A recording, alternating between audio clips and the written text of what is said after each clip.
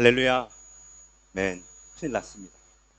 설교를 마쳐야 하는 시간에 설교를 시작하게 되었습니다.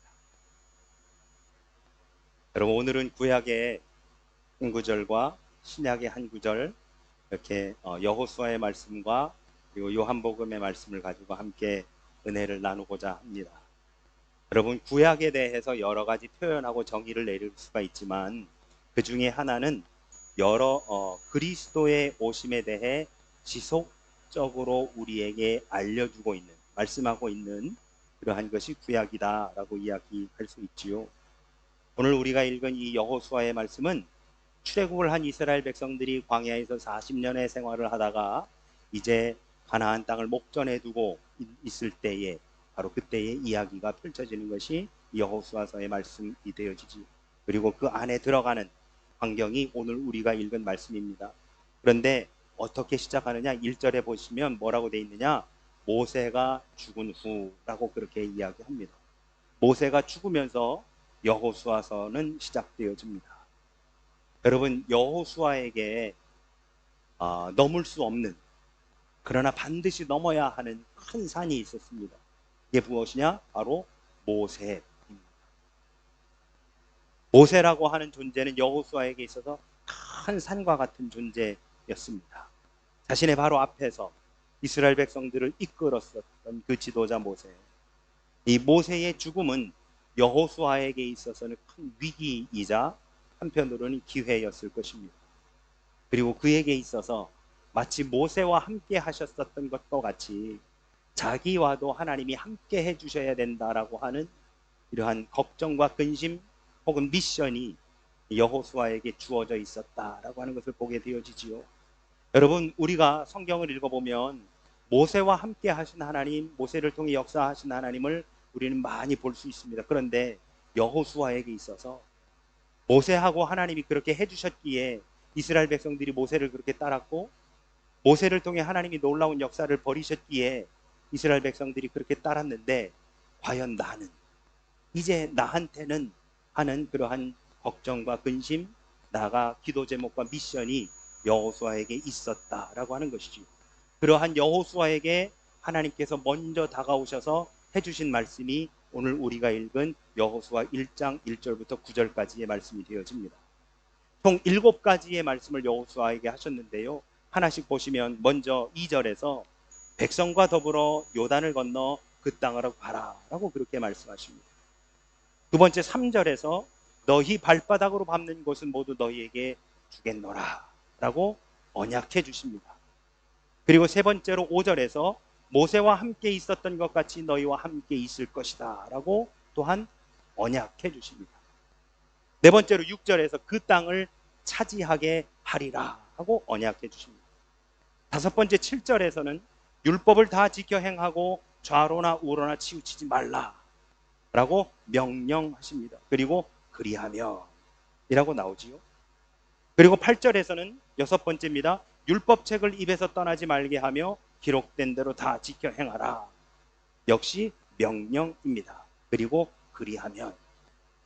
마지막 7번째 9절에서 강하고 담대하라. 두려워하지 말며 놀라지 말라라고 하나님께서 여호수아에게 명령해 주십니다. 이 7가지를 전체적으로 2가지로 나누어서 본다면 명령과 언약, 이 2가지로 나누어서 생각해 볼 수 있습니다. 하나님은 여호수아에게 모세가 죽어 이제 자신의 모든 책임을 감당해야 하는 여호수아, 제가 아까 말씀드린 것처럼 모세와 함께 하셨던 그 하나님이 나와도 함께 하셔야 될 텐데, 그래서 모세를 따랐었던 이스라엘 백성들처럼 이제 나와 하나님이 함께 해주심으로 이스라엘 백성들이 나와도 함께 해주어야 할 텐데 라고 걱정하고 근심하며 기도하고 그 미션을 수행하고자 하는 그 여호수아에게 하나님이 먼저 다가오셔 뭐라 하셨느냐? 5절에 내가 모세와 함께 있었던 것 같이 너와 함께 있을 것입니다 하고 말씀하십니다. 여러분, 이 5절의 말씀은 여호수아가 가장 바라는 언약이지요. 아까 말씀드린 것처럼 모세와 함께 하셨던 하나님이 나와도 함께 하시면 좋겠다라고 하는 여호수아의 기도 제목, 여호수아의 미션이었습니다. 이것이 그에게 위기가 될 수밖에 없었던 이유는 바로 하나님께서 모세를 통해서 하셨던 그 역사 기적이 과연 자신을 통해서도 일어날 것인가 라고 하는 것입니다. 홍해 바다가 갈라지고 낮에는 구름 기둥으로 밤에는 불 기둥으로 하나님이 인도하시며, 그리고 아침마다 내려지는 그 만나와 메추라기, 시내산에서 모세를 만나셔서 그에게 계명을 허락하신 바로 그 하나님. 그래서 모세는 자신 있게 나는 곧 나다, I am that I am 이라고 말씀하신 바로 그 하나님이 나를 부르시어 이렇게 사용하신다라고 누구 앞에 서고 이야기할 수 있었던 바로 그 모세처럼 여호수아에게도 하나님과의 만남이, 아니 하나님의 역사가 필요했었던 것이죠. 그렇게 염려하고 기도하며 고민하던 그 위기의 순간에 하나님은 여호수아에게 먼저 다가와 말씀해 주십니다. 내가 모세와 함께 있었던 것 같이 너와 함께 있을 것입니다. 이것은 여호수아에게 있어서 그 어떤 언약과도 비교할 수 없는 최고의 언약이었던 것이지요. 여러분, 이렇게 한번 생각해 보시죠. 제가 몇 차례 말씀을 드렸지만 구약 성경은요, 읽어보면 하나님의 공간적 이동이 나타납니다. 태초에 천지를 창조하시고 인간들과 함께 계셨던 하나님은 에덴 동산에 거하셨습니다. 여러분, 에덴 동산을 우리가 흔히 뭐라고 이야기하느냐? 하늘나라, 하늘이라고 이야기하지요. 그랬었던 하나님이 인간이 죄를 짓고 이 땅에 내려와 삶으로 인해서 하나님이 어디로 내려오십니까? 산으로 오십니다. 그래서 그 산에서 인간을 불러 올리십니다. 그래서 그에게 말씀하시고 언약을 주시는 것, 바로 그것이 하나님의 공간적 이동입니다. 하늘에서 산으로. 그렇게 산으로 오셨던 하나님께서 모세를 불러 올려 뭐라 하시느냐? 이제 나를 위하여 성막을 지으라 하십니다. 그래서 이스라엘 백성들 가운데에 성막을 지어 그 성막에 있는 지성소로 산에 계시던 하나님이 성막으로 내려오십니다. 이렇게 구약의 하나님은 인간들과 늘 함께 하시기를 원하셨고, 그래서 하늘에서 산으로, 산에서 성막으로 점차 내려오시어 우리들과 함께 해주셨습니다. 이사야 7장 14절을 읽어보면 이사야 선지자는 이렇게 예언합니다. 처녀가 잉태하여 아들을 낳을 것이요 그의 이름을 임마누엘이라 하리라. 마태복음 1장 23절에서 이것을 번역합니다. 이를 번역한 즉 하나님이 우리와 함께 계시다 합니다. 무슨 말이냐? 하나님은 우리와 늘 함께 하십니다. 구약에서의 하나님은 우리와 늘 함께 할 것임을 약속해 주고 계십니다. 함께 해주시며 동행하시는 하나님, 우리 곁에 계시고 우리 앞에 계시고 우리 옆에 계시는 바로 그 하나님. 그래서 욥기 23장 8절과 9절에서 욥이 뭐라 하느냐? 내가 앞으로 가도 그가 아니 계시고 뒤로 가도 보이지 아니하시며 그가 왼쪽에서 일하시나 내가 만날 수 없고 그가 오른쪽으로 돌이키시나 배울 수 없구나. 무슨 말이냐?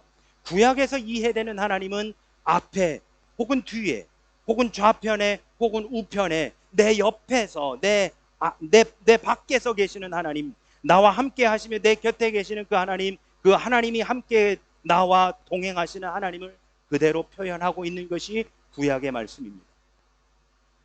그래서 여호수아에게 내가 너와 함께 하리라 라고 하는 그 언약의 메시지는 결국 여호수아에게 뭐라고 이해되느냐? 내 곁에, 내 옆에 혹은 내 앞에, 내 뒤에서 함께 하시는 하나님. 그런데 여러분, 바로 이러한 상황이 하나님께서 함께 해주신다는 그 신앙의 고백이 신약에 와서 완전히 뒤집혀 버립니다. 오늘 우리가 읽은 또 하나의 본문이 요한복음 15장에 보면 구약에서 이야기하는 하나님의 함께 하심의 그 방법이 완전히 바뀌어져 있음을 우리는 보게 되는데요, 4절의 말씀에 이렇게 말씀합니다. 내 안에 거하라, 나도 너희 안에 거하리라. 여러분, 구약의 하나님은 우리 옆에 계시며 우리 앞에 계시며 때로는 우리 뒤에 계시는 분, 즉 우리 밖에서 일하시는 분, 내 앞에 혹은 뒤에, 좌에서 우에서 내 곁에서 계셔서 거기에서 역사하시는 분이 바로 그것이 나와 함께 하시는 하나님이라고 구약은 이야기하고 있었다면, 이제 신약에 와서는 뭐라 하느냐? 내 안에 거하라, 나도 너희 안에 거하리라.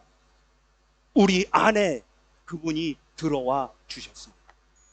밖에서 역사하시던 하나님이, 내 앞에서 혹은 내 뒤에서 역사하시던 하나님이 신약에 들어와서는 내 안으로 들어오셨습니다. 구약의 그 오랜 역사 속에서 하나님은 우리와 함께 계시는 분, 우리 곁에 계시며 우리 옆에 계시며 우리와 동행해 주시는 그 옆에서 나와 손을 맞잡고 당신의 편팔과 그 손을 붙잡으라고 말씀하셨었던 바로 그 하나님이 이제는 신약에 와서 뭐 하시느냐? 우리 안으로 들어오십니다. 구약의 그러한 하나님이 신약에 와서는 훨씬 더 발전적으로 진보적으로 우리에게 다가오셨음을 보게 됩니다.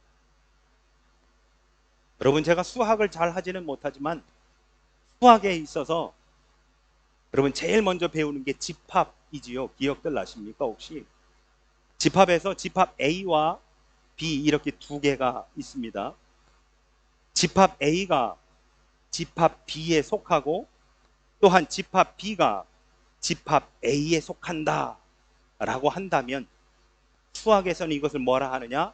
집합 A와 집합 B는 같다라고 말합니다. 이해가 되셔요? 무슨 얘기인지?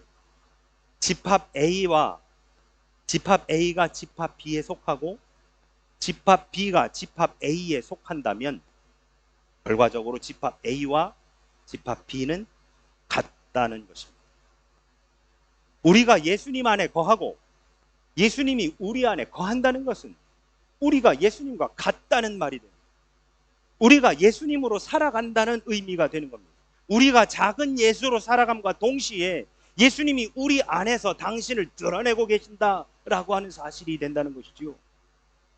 요한복음 15장을 읽어보면 반복적으로 내 안에 거한다, 나도 너희 안에 거하고 너희가 내 안에 거한다라고 이 거한다는 말이 반복적으로 나옵니다.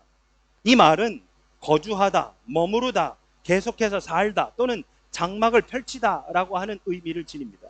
즉 일상적으로 잠시 같이 있는 것이 아니라 지속적으로 상호 내주가 계속해서 일어나는 것, 이것이 거하다라고 하는 말이 됩니다. 이는 어떻게 보면 구분되는 것 같지만 사실은 구분되지 않는 포도나무와 가지의 중요한 현상이 됩니다. 성경 말씀에서 포도나무는 하나님이요 그리고 가지는 우리라고 그렇게 표현해서 둘을 다른 것으로 표현하고 있지만 실상은 나무와 가지는 하나입니다. 나무가 있어야 가지가 있을 수 있는, 무엇이 먼저냐 무엇이 나중이냐의 차이일 뿐 나무와 가지는 결국 하나를 이루고 있는 것이지요. 따라서 가지인 우리는 포도나무 안에서만, 그리고 포도나무의 영향을 받을 때만 많은 열매를 맺을 수 있으며 생명을 유지할 수 있습니다. 그래서 요한복음 15장 5절은 이렇게 말씀합니다. 나는 포도나무여 너희는 가지라. 그가 내 안에 내가 그 안에 거하면 사람이 열매를 많이 맺나니 나를 떠나서는 너희가 아무것도 할 수 없습니다. 우리가 예수님 안에 있지 아니하면, 그리고 예수님이 우리 안에 계시지 아니하면 우리는 아무 열매도 맺을 수 없습니다. 그리고 아무것도 할 수 없습니다. 아무리 괜찮은 가지인 것 같아 보이더라도 포도나무의 생명력이 전해지지 않는다면 열매가 맺어질 수 없는 것처럼 예수님 없는 삶은 그럴듯해 보여도, 잘 나가는 것 같아 보여도, 괜찮은 것 같아 보여도 예수님 없는 삶은 아무 의미 없는 겁니다.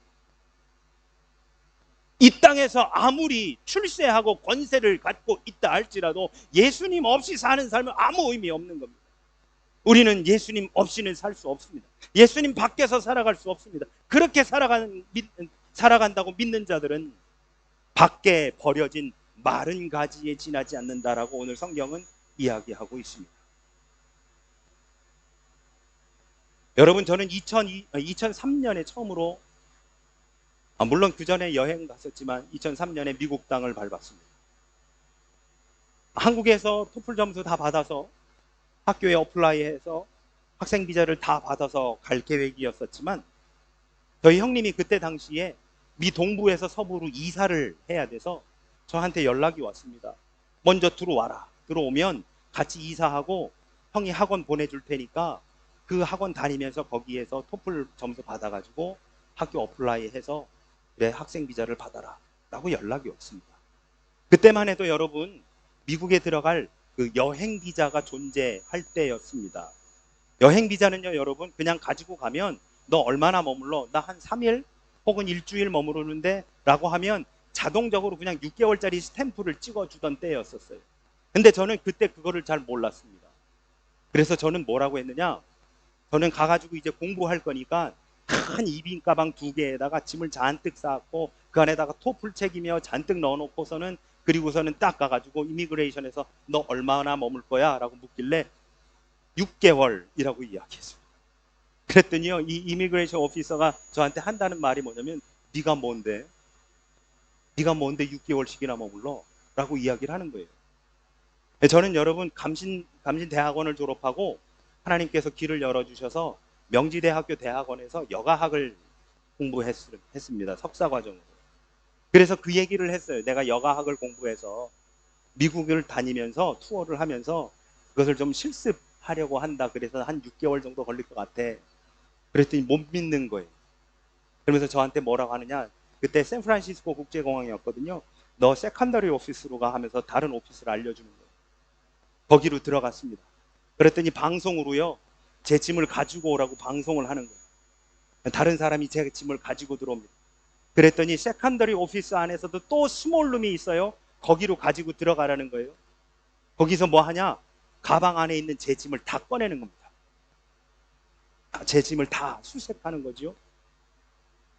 그런데 그때 당시에 제가 그 가방 안에 아까 말씀드린 것처럼 토플 책이며 미국에서 살려고 했었던 여러 가지 집기들을 다 넣어놓고 제일 위에다가 뭘 놨었느냐?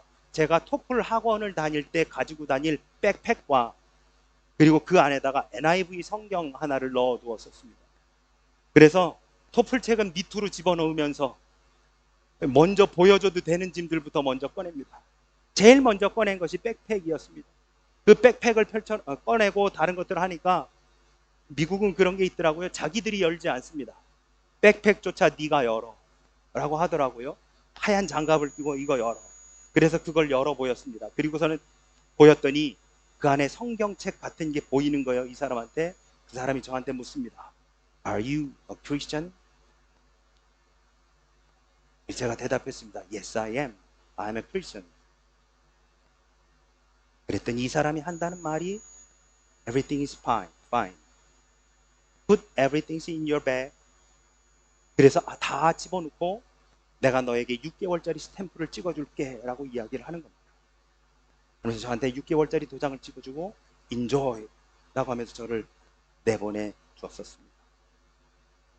크리스찬이라고 하는 이름 하나만, 내가 성경을 소유하고 있었다라고 하는 바로 그거 하나만으로 이러한 일들이 벌어질 수 있는 것이구나 라고 하는 것을 경험할 수 있었습니다. 여러분, 우리가 예수님 안에 있을 때 역사는 벌어집니다. 우리가 예수님 밖에 있으면 내가 해야 되는 것이기에 힘들고 어렵고 고된 삶을 살아가지만 예수님 안에 있고 예수님이 내 안에 거하시면 주님이 모든 것들을 전부 다 해주시게 되더라 라고 하는 말씀이지요. 그래서 7절은 이렇게 말씀합니다. 너희가 내 안에 거하고 내 말이 너희 안에 거하면 무엇이든지 원하는 대로 구하라. 그리하면 이루리라. 예수님이 우리 안에 거한다는 5절의 말씀을 풀어서 설명해 주십니다. 바로 예수님의 말씀이 우리 안에 거한다는 것이죠. 그러기만 하면 무엇이든지 원하는 대로 구하라. 그리하면 이루리라 라고 선언하십니다. 그런데 여러분, 우리가 이 말씀을 오해하는 경우가 있어요. 여러분, 이거는 무슨 기도를 다 해도 다 이루어질 거라고 하는 백지수표가 아닙니다. 무슨 말이냐? 말씀이신 예수님이 내 안에 거하시면 지금까지는 내가 원하는 기도만을 했었던 내가 주님께서 내 안에 계심으로 내 기도가 바뀌어 하나님이 원하시는 기도를 하게 되어 그 기도를 하나님께서 모든 것을 전부 다 이루어 주시는 기도를 내가 하게 된다라고 하는 뜻이 되어지는 것이죠. 결국 주님이 내 안에 계시면, 주님의 말씀이 내 안에 있으면 내 기도가 바뀌어져서 하나님이 원하시는 그 기도를, 그래서 무엇이든지 이루어 주실 만한 기도를 하게 되더라라고 하는 말씀이 됩니다. 구약은 우리들 곁에서, 우리 옆에서, 내 앞에서 혹은 내 뒤에서 일하시는 하나님, 거기에서 함께 하신 하나님, 내 옆에서 나와 손을 붙잡아 주시고 그래서 나와 동행해 주시는 바로 그러한 하나님을 묘사하고 있다면, 이제는 내 안에 계시는 하나님, 내 안에서 역사하시던 내 안에서 나와 함께 하시는 바로 그 하나님, 그래서 이제는 내가 사는 것이 아니라 예수로 살아가는 삶을 보여주는 것입니다. 그래서 사도 바울은 갈라디아서 2장 20절에서 이렇게 말씀합니다. 내가 그리스도와 함께 십자가에 못 박혔나니 그런즉 이제는 내가 사는 것이 아니요 오직 내 안에 그리스도께서 사시는 것이라. 이제 내가 육체 가운데 사는 것은 나를 사랑하사 나를 위하여 자기 자신을 버리신 하나님의 아들을 믿는 믿음 안에서 사는 것이라. 죄로 인해, 우리의 잘못된 선택과 판단으로 인해 하나님을 온전히 섬기지 않고 여호와 하나님 앞에 악을 행한 것은 바로 우리들이었는데, 하나님께서 우리들에게 그 죄의 결과에 대한 책임을 물으시는 것이 아니라 오히려 당신이 직접 인간이 되어 이 땅 가운데 오셔 십자가를 지시고 3일 만에 부활하신 뒤에 우리 가운데 내 안에 찾아와 주시어서 나와 함께 해주시는 이 놀라운 역사를 우리는 경험하게 되는 것입니다. 그래서 우리 곁에서, 우리 옆에서, 내 앞에서 혹은 뒤에서 동행하시는 것으로 그치는 것이 아니라 우리 안에 거하심, 우리와 하나 되심을 오늘 성경은 우리에게 보여주고 있습니다. 이를 위해 우리 하나님께서 우리 안에 거하시기 위해 바로 높고 높은 하늘 보좌를 버리시고 낮고 천한 인간의 모습으로 오시었다가 십자가를 지고 죽기까지 우리를 사랑하시고 우리와 함께해 주시는 것이죠. 사랑하는 여러분, 이제 내가 아닌 예수로 사시기를 주의 이름으로 축원합니다. 주님과 하나됨의 삶을 살아가시기를 축원합니다. 교회 올 때, 혹은 목장에서 모일 때, 성경 읽을 때, 소위 종교적인 행위를 할 때만 주님을 찾는 것이 아니라 내 삶의 전체 그 시간 속에서 주님과 함께하는, 아니 주님과 함께 살아가는 바로 그러한 삶. 에베소 4장 22절부터 24절은 이렇게 말씀합니다. 너희는 유혹의 욕심을 따라 썩어져가는 구습을 따른 옛사람을 벗어버리고 오직 너희의 심령이 새롭게 되어 하나님을 따라 의와 진리의 거룩함으로 지으심을 받은 새 사람을 입으라. 여러분, 여기서 말하는 새 사람, 바로 그것이 예수로 사는 사람입니다. 내가 살아가는 것이 아니라 예수님으로 말미암아 살아가는 사람. 내가 살아가는, 내 뜻대로 살아가는 것이 아니라 하나님의 뜻대로 살아가는 사람. 내 생각과 내 판단으로 살아가는 것이 아니라 복음으로 살아가는 사람. 이제 주님은 내 옆에, 내 앞에, 내 뒤에 계시지 않습니다. 주님은 이제 이 안에 계십니다.